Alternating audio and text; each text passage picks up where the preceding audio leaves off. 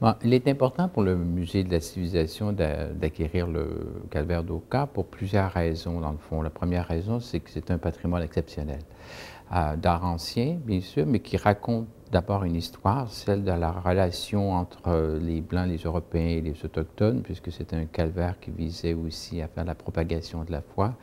C'est une pièce d'art importante, parce qu'ancienne, en 1775, donc on a peu de patrimoine de cette importance historique. Et donc là, il était en train de se détériorer, ou en tout cas, on ne connaissait pas beaucoup l'avenir de ce patrimoine. Or, le Musée de la civilisation a la responsabilité de protéger ce patrimoine pour en garder les traces et la mémoire.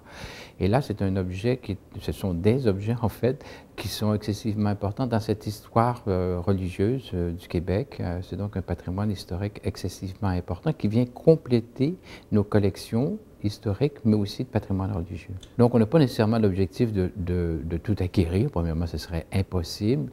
Si possible, on laisse in situ ce patrimoine. Il y a des communautés qui peuvent se débrouiller sans nous, même si on les accompagne souvent en termes de collaboration, d'aide, d'appui.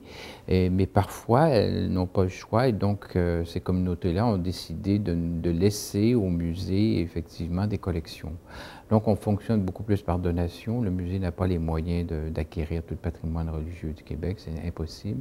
On fonctionne beaucoup par donation. On vient d'entrer cette année, je dirais, environ 4000 objets qui traduisent le patrimoine religieux. Parce qu'oublions pas que ce patrimoine religieux, ce n'est pas uniquement des objets religieux. Il y a des communautés religieuses qui faisaient de la peinture, par exemple. Les écoles de peinture faisaient de la reliure, donc les écoles de reliure.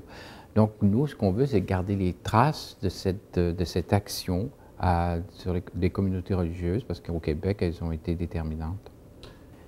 On ne pourrait pas, premièrement, on n'aurait pas pu faire l'acquisition du calvaire sans la Fondation. C'est grâce à la Fondation qu'on peut acquérir cette série d'objets. On n'a pas les moyens financiers pour le faire. La Fondation joue un rôle essentiel, parce que vous savez comme moi qu'on est dans une période où les gouvernements en général sont en difficulté financière, donc les subventions sont gelées depuis des années. Et c'est vrai qu'on fait appel au secteur privé pour nous donner un coup de main. Et la Fondation, déjà depuis quelques années, nous aide beaucoup au niveau de la programmation, mais avec eux, on est en train de regarder si c'est pas possible de développer un fonds pour des acquisitions uniquement.